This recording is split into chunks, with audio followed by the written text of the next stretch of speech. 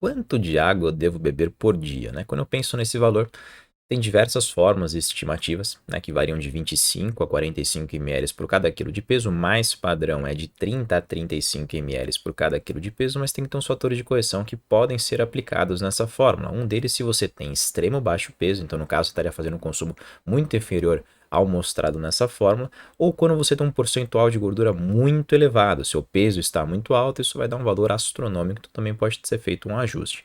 Então, só para a gente colocar mais ou menos num exemplo, imagina um indivíduo de 80 quilos com um percentual de gordura dentro do padrão, ou um pouquinho acima do padrão, então seria mais ou menos 80 quilos multiplicado por 35 ml, então seria o total de 2,8 litros de água por dia. Alguns autores falam que são 2,8 litros de água, outros já dizem que podem adicionar chás, cafés, frutas, sopas, para somar mais ou menos esse total de 2,8 litros.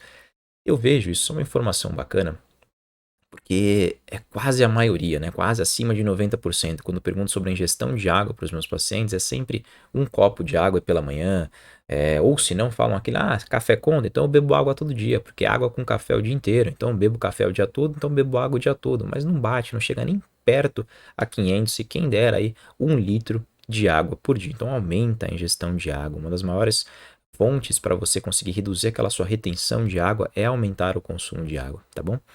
Então, uma coisa interessante que só para não ficar só sobre 35 ml por cada quilo de peso, e quando a gente inclui o exercício físico, porque pensa comigo, se 35 ml é para você manter por quilo de peso é para você manter a sua rotina, quando eu incluo exercício físico, eu vou induzir mais sudorese, ou seja, vou fazer maior emissão de suor, e suor acaba sendo água também, então a gente vai ter uma maior perda. Se eu tenho uma maior perda, tem que ter uma maior reposição. E faz sentido. Por quê? Porque foi mostrado que quando você tem uma redução de até 2% do seu peso durante essa atividade, principalmente provida de água, né, da sudorese que você eleva durante essa intensidade do exercício, você pode ter prejuízo no seu desempenho esportivo.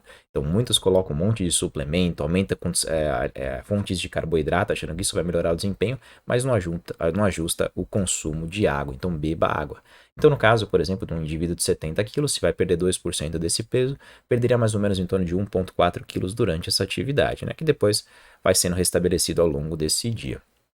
Então, para colocar mais ou menos em valores, costuma, claro que aqui depende de genética, de intensidade, de duração e mais um monte de coisa, mas você perde em torno de 500 ml a 2 litros de água por hora de atividade física. Então são 35 ml por cada quilo de peso, mais essa adição de água aí dependendo do seu nível de intensidade, tá bom? Então, eu citei anteriormente, quando você tem uma redução de 2% do seu peso corporal durante essa atividade, você pode ter um prejuízo no seu desempenho esportivo, mas quando você tem uma redução de até 4% desse seu peso, pode causar exaustão, insolação, esse é o mais clássico, né? E até a própria morte. Então, ajeita a sua hidratação, principalmente se você tem nível de intensidade de atividade física, faz no sol, né, em clima um pouquinho mais quente aí, ajuste isso para não ter prejuízos no seu desempenho.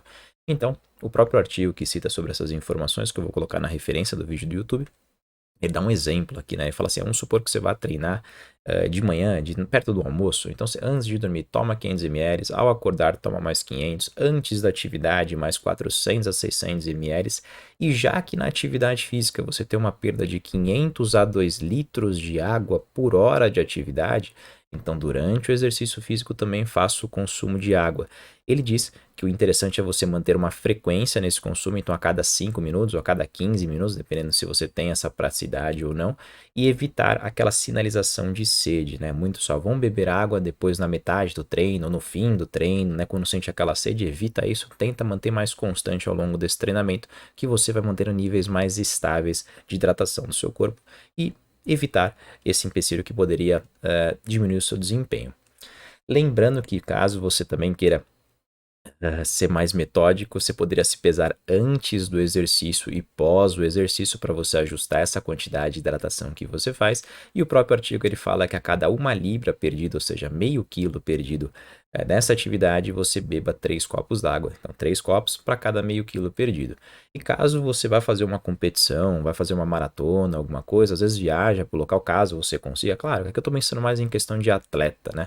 Se viaja no local, fica mais ou menos de 10 a 14 dias, 2 semanas lá no local para você acostumar com essa termorregulação. E assim, tenta sempre treinar essa ingestão de água, né? Não vai esperar o dia da prova ou o dia de alguma coisa, de uma competição para você aumentar essa ingestão de água, porque você também tem que adaptar o seu corpo com essa quantidade de ingestão de água, tá bom? É um vídeo rápido e eu espero que seja também informativo. Valeu, pessoal. Até a próxima.